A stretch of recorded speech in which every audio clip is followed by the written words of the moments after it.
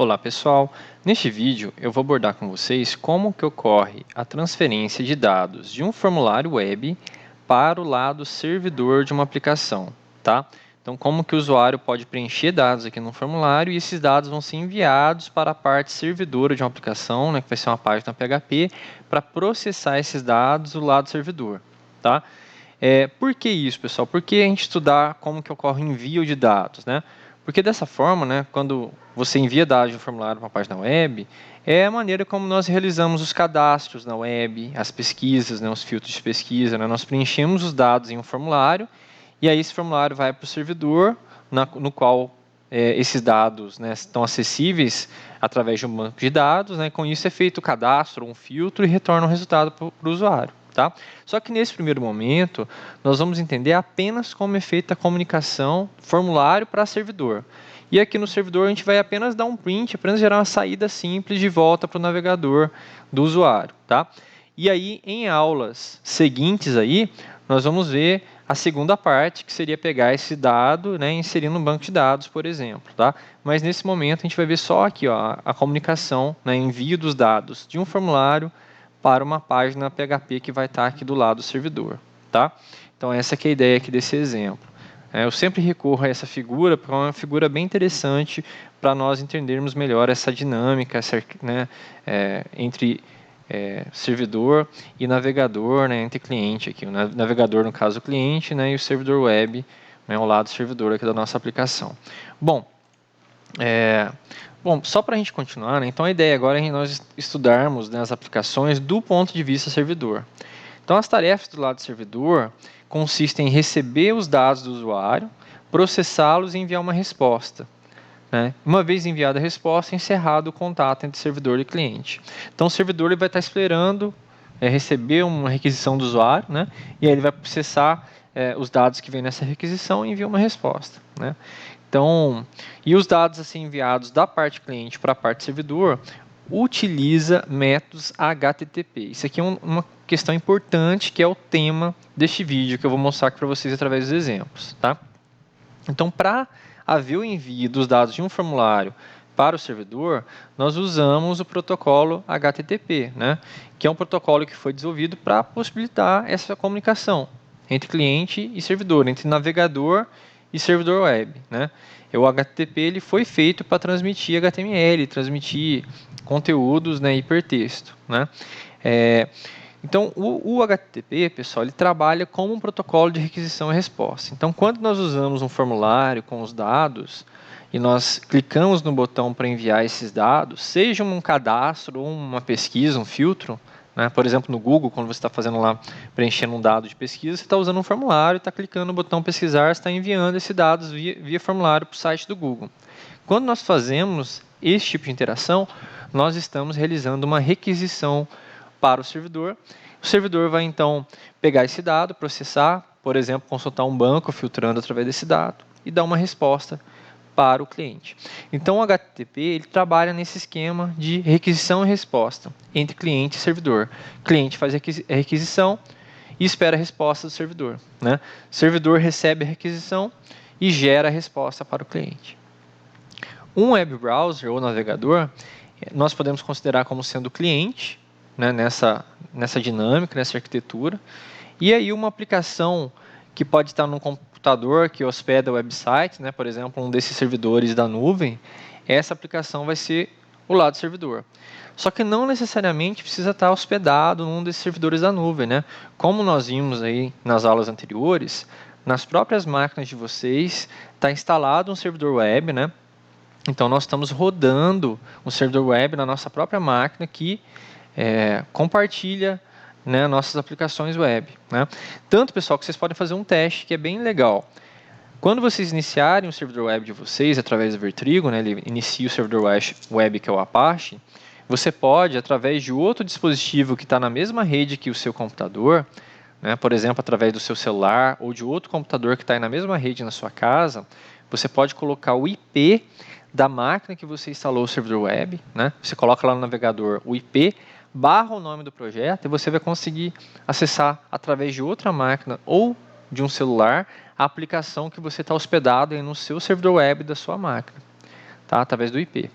Então, é um teste interessante para vocês realizarem aí em casa. Bom, nós vamos trabalhar com HTTP para fazer essa transferência de um formulário para o lado servidor de uma aplicação. Nós vamos trabalhar com dois métodos, o POST e o GET. Eu vou mostrar aqui, pessoal, primeiro para vocês aqui na prática, e depois eu volto para falar um pouquinho sobre as diferenças desses métodos GET e POST, tá? Bom, eu tenho aqui então dois projetos aqui, ó, no meu Visual Studio Code. Esses dois projetos, eles já estão lá dentro da pasta www do Vertrigo. Vou iniciar aqui o meu servidor web do Vertrigo, não está iniciado, vou iniciar ele para a gente rodar.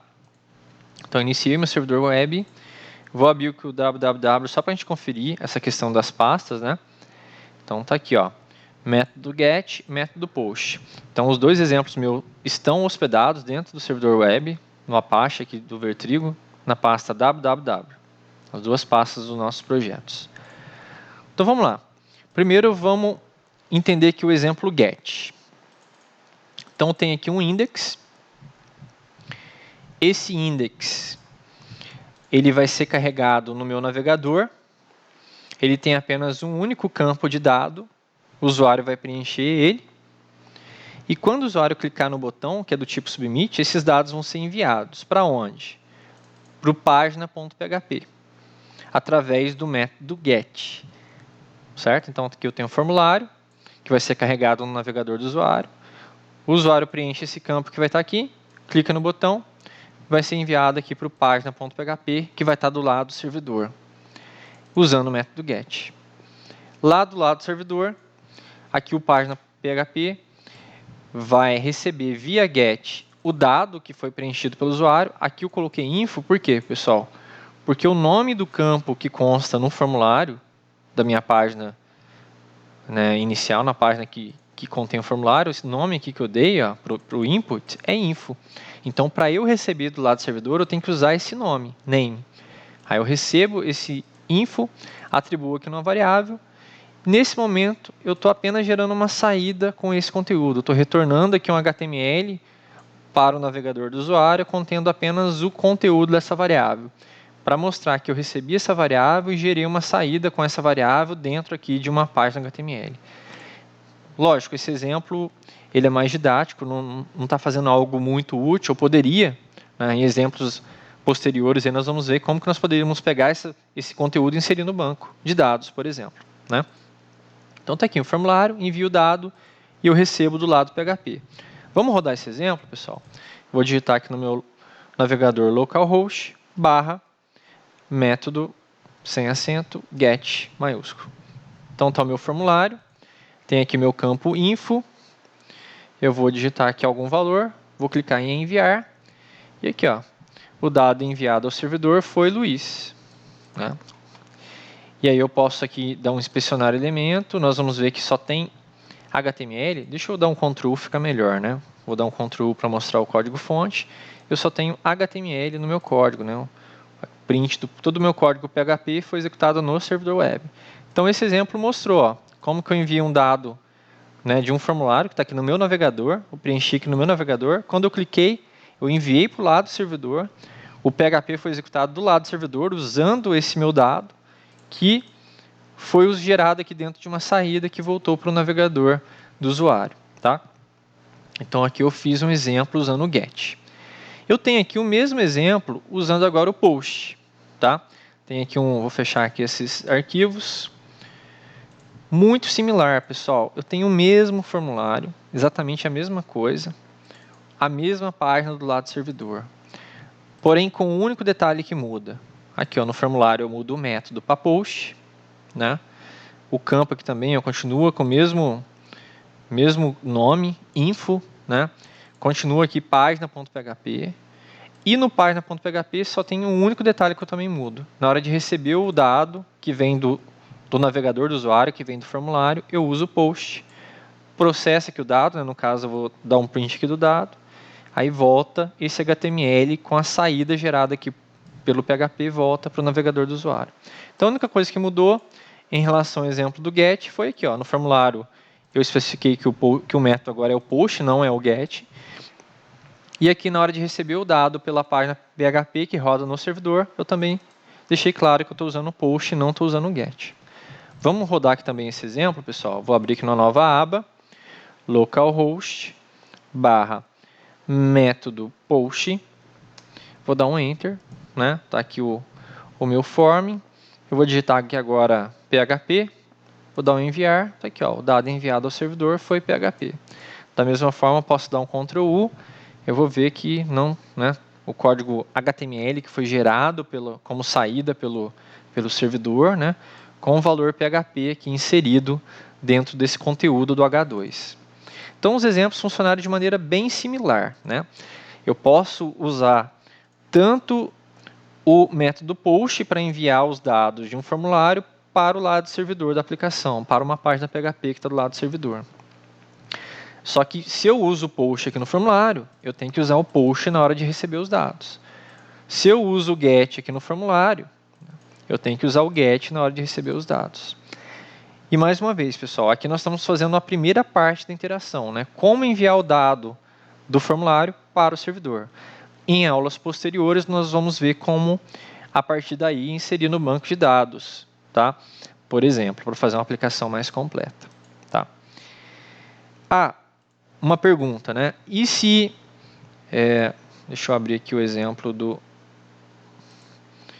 get, né? E se eu quisesse colocar mais um campo, aí só tem um input, e se eu quisesse colocar mais um campo? Beleza, coloca aqui mais um rótulo, sei lá, colocar aqui campo, aí eu coloco mais um input, né?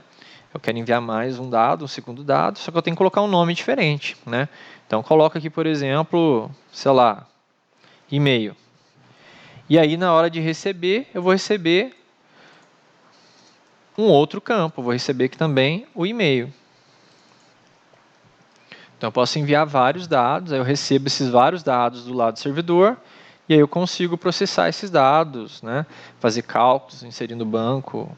Né? Aqui, no caso, eu estou só gerando uma saída. Né? Aqui, como eu mandei mais um valor, eu tenho que agora gerar aqui mais uma saída aqui. Né? Colocar aqui uma separação aqui, o e-mail. Deixa eu ver aqui, só para a gente ver esse exemplo, deixa eu colocar um BR aqui, para não ficar muito junto, né? Eu fiz essa alteração no exemplo get, né? Então, vou abrir aqui localhost barra método get. Agora, opa, não salvei. Get... Tá aqui. Então, digite algo, vou digitar meu nome, e aqui no campo de baixo, vou digitar um e-mail. Clique em enviar, ele recebe os dois dados do outro lado. Né? Então, coloquei dois inputs com names diferentes, né? Info, e-mail, e aí do outro lado eu pego cada um e armazeno em variáveis diferentes. Tá? Bom, pessoal, então, para encerrar agora, vamos entender qual que seria a diferença entre eles. Né? Eles possuem definições diferentes aqui de acordo com o W3 Schools, mas na prática eles podem ser usados de forma muito parecida. Então, eu não fico aqui muito preso a essas definições. Está aqui que o GET requisita dados de um recurso específico e o POST submete dados para ser processados por um recurso específico. Mas, na prática, o GET também pode submeter dados para ser processados. Então, assim, eu não fico preso muito a essas definições. Mas aqui nós temos algumas diferenças principais. Quais são essas diferenças? Nós podemos observar, se você rodar aqui o exemplo POST e rodar o exemplo GET, em abas diferentes, você pode notar uma diferença que fica bem clara. O exemplo GET, pessoal, os dados vão ficar expostos aqui na URL. Isso mesmo, ó, fica aqui ó, o nome do parâmetro, info, igual o valor que você digitou. E comercial, nome do outro parâmetro, igual e o valor que você digitou. Então, os dados ficam expostos na URL usando o GET, certo? No post, não. O post envia esses dados em forma de mensagem HTTP, ele não aparece na URL. Né? Então, a primeira coisa que nós podemos ver, que é uma característica que difere esses dois métodos, é que o GET ele dá uma exposição aqui para esses dados. né? Então, nós podemos pensar, por exemplo, um formulário de login, não é legal você fazer usando o GET, porque não é legal você colocar os dados de um login e eles ficarem expostos na URL. Até porque essas requisições, né, quando nós passamos dados nos endereços, esses dados são facilmente monitorados através de softwares que estão aí vigiando a rede, monitorando a rede. Então, tudo que a gente faz via GET é muito mais fácil de ser monitorado. A exposição aqui é muito grande, né? Então, por exemplo, um formulário de login não é legal usar GET, né? Para isso é indicado o POST. Mas tem outras diferenças, né? Vou colocar aqui um slide para explicar melhor para vocês. Então, quando nós usamos o GET, todos os dados que nós preenchemos no formulário, ele vai para a URL, né? Fica lá, ó, nome igual ao e o valor, né? O nome do parâmetro que nós usamos, no caso o input, e o valor que nós digitamos. Aí comercial, vem outro nome, outro valor, né? Quando nós usamos o GET, pessoal, nós temos algumas características, ó.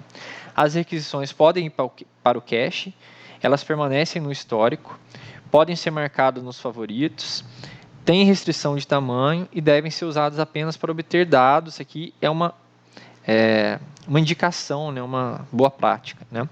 Como assim elas podem ir para o cache e permanecem no histórico?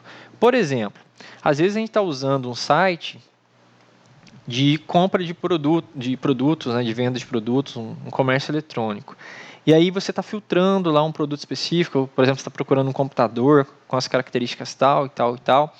E aí, normalmente, esses filtros de pesquisa, eles usam GET, que eles vão colocando os parâmetros que você está usando na sua pesquisa na URL. Né? Por que é interessante dessa forma, né, nesses filtros de pesquisa? Porque aí você pode compartilhar com outras pessoas a URL que você conseguiu filtrar aquele item lá, né? E a pessoa, usando aqueles mesmos parâmetros, vai ter acesso ao mesmo resultado que você obteve chegando naquele produto. Então, quando a gente usa GET, todos os parâmetros que você usou ali naquele filtro de pesquisa, por exemplo, né, no formulário que é usado para pesquisar dentro de um site de compras, por exemplo, esses parâmetros, na hora que você salva, você pode salvar, né, nos favoritos, vai ficar no histórico, né, a partir do momento que você acessou pelo navegador, e também podem ir para cache. Né? Cache é aquela região do navegador onde alguns dados ficam salvos para o navegador não ficar carregando toda hora da internet. Né? Então tem essas vantagens. Muitos sites usam o GET para fazer os filtros de pesquisa, porque aí você pode compartilhar aqueles mesmos parâmetros que você usou no seu filtro com outras pessoas, aquela mesma busca, né? Então, fica algo legal para você fazer compartilhamentos. Né? E o GET ele tem uma restrição de tamanho. Então, por exemplo, se eu estou usando aqui um formulário que ele tem aqui um dado muito grande, né, um texto grande que precisa ser cadastrado, por GET não vai dar certo, porque o GET ele é restrito em tamanho. Só funciona, por ele usar o URL, ele é limitado a tamanhos pequenos. Então, ele é mais indicado para formulários de pesquisa. Tá? Por exemplo, vou mostrar aqui para vocês um formulário que a gente usa o tempo todo que usa GET. O Google. Tá? O Google.com ele vai aceitar aqui um parâmetro que... Não sei se eu preciso colocar o search. Vou colocar aqui rapidinho o que para ver se vai dar certo sozinho sem o search. Que é o termo, a query a ser pesquisada, né? Vou colocar igual ao que eu vou pesquisar. Precisa ser /search. Deixa eu ver aqui rapidinho, pessoal. /search, isso mesmo, Paulo. É o google.com/search. Aí você coloca interrogação que igual ao parâmetro que você quer pesquisar. Por exemplo, aqui eu vou colocar meu nome. Aí eu dou um Enter, ó, ele já vai... Então, eu posso colocar na própria URL o termo que eu quero pesquisar. Será? Quero pesquisar PHP. Estou colocando aqui, google.com/search, interrogação que, né, que é o nome do parâmetro que a página do Google está esperando, né, do lado do servidor, e eu coloco igual a PHP, que é o termo que eu quero pesquisar.